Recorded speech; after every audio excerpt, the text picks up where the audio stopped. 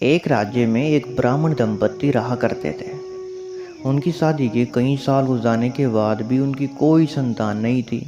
इसलिए ब्राह्मणी बेचारी काफ़ी दुखी रहने लगी। ब्राह्मण जो लोगों को आशीर्वाद देकर उनके दुख दर्द को कुछ हद तक कम किया करता था, वो अपनी ही पत्नी के दुख का निवारण नहीं कर पा रहा था। ब्राह्मण ने अपनी पत्नी का दुख कम करने के लिए एक उपाय निकाला।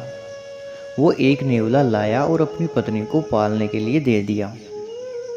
छोटे से नेवले को पाकर ब्राह्मणी खुश हो गई और उसने किसी बच्चे की तरह बड़े ही लाड प्यार से पालने लगी। नेवला भी इंसानों से इतना प्रेम पाकर उनमें घुल मिल गया। ब्राह्मण दंपति का भी संतान ना होने का दुख कम हो गया, या यूं कह लेते हैं कि नेवले को अपनाने से उनका ध्यान उस बात से हट गया। कभी कभी भगवान हमें कुछ वस्तुओं के लिए ज़्यादा ही इंतजार करवा देता है।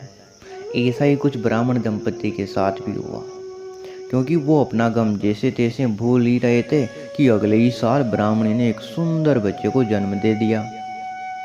ब्राह्मण और उसकी पत्नी का सुख 4 गुना हो गया। वे अब अपने बच्चे को और नेवले को साथ में ही पाल पोस कर बड़ा करने लगे। पड़ोसी उन्हें अक्सर सलाह दिया करते थे कि नेवले को बच्चे के साथ रखना काफ़ी खतरनाक हो सकता है, क्या पता ये जानवर कब क्या कर बैठे। लेकिन दंपति को नेवले पर पूरा भरोसा था, क्योंकि जब से वे उसे अपने घर पर लाए थे, तब से उसने कभी भी कोई ऐसी हरकत नहीं की थी जो उसे नहीं करनी चाहिए थी। खैर, ऐसे ही कुछ महीने बीत गए। एक दिन ब्राह्मणी का व्रत था, इसलिए वो अपनी पति को बच्चे का ध्यान रखने को कहकर मंदिर में चली गई। जब ब्राह्मणी मंदिर गई थी, तभी ब्राह्मण को राजा के महल से एक यज्ञ करवाने के लिए बुलाया गया। ब्राह्मणी पूजा पाठ और भजन में इतनी खो गई कि उसे समय का कोई भान ही नहीं रहा।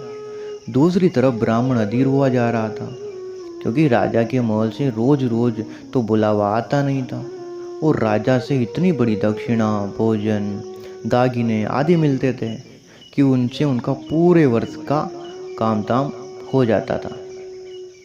ब्राह्मण ऐसा मौका चूकना नहीं चाहता था।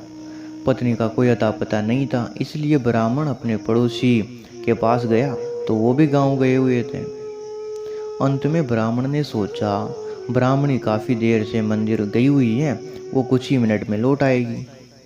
इसलिए वन पालतू नेवले को अपने बच्चे को सौंपकर राजा के यहाँ निकल गया। नेवला अपने मालिक की बात मानकर किसी आज्ञाकारी बेटे की तरह बच्चे के पास बैठकर उसके ऊपर नजर रखने लगा। कुछ देर के बाद क्या हुआ, बच्चे की पैरवी कर रहे नेवले की नज़र बच्चे की तरफ तेजी से बढ़ते हुए सांप के ऊपर पड़ती है और नेवला बच्चे को कोई नुकसान ना हो इसलिए सांप पर पूरे जी जान से टूट पड़ा।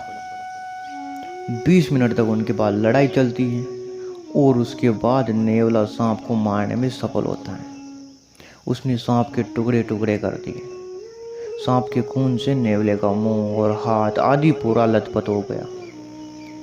आंगन में मंदिर से लौटी ब्राह्मणी और योगानुयोग तभी महल से लौटे ब्राह्मण की आहट सुनकर नेवला तुरंत दरवाजे के पास आ गया और अपने मालिक मालकिन को देखकर खुशी से उछल कूद करने लगा। नेवले को खून से सना हुआ देखकर और उसका ऐसा व्यवहार देखकर ब्राह्मण दंपति को उस पर शक हो गया। उनके मन में अपने बच्चे को लेकर पूरे बुरे ख्याल आने लगे। उन्हें पड़ोसियों की वो बातें भी याद आने लगी जो नेवला तो आखिर एक जानवर है और जानवरों को क्या भरोसा। ब्राह्मणी ऐसे विचारों के कारण रोने लगी तो ब्राह्मण का गुस्सा और ज़्यादा बढ़ गया। उसने ना आगे देखा न पीछे और आंगन में एक डंडा पड़ा हुआ था, वो उठाया और नेवले को बेचारे को पीट पीट कर मार दिया।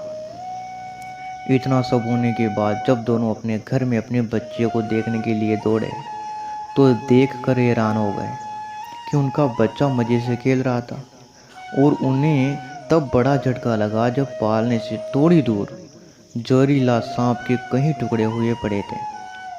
वे दोनों गुस्से से अपना आपा खोकर अपने बच्चे के रक्षक के ही भक्षक बन बैठे। सच्चाई का पता चलते ही दोनों पश्चाताप की आग में जलने लगे।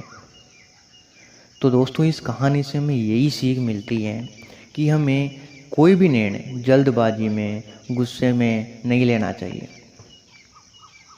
तो मिलते हैं अब अगली वीडियो में, तब तक के लिए आप सभी अच्छे से रहिए। वीडियो को लास्ट तक देखने के लिए धन्यवाद।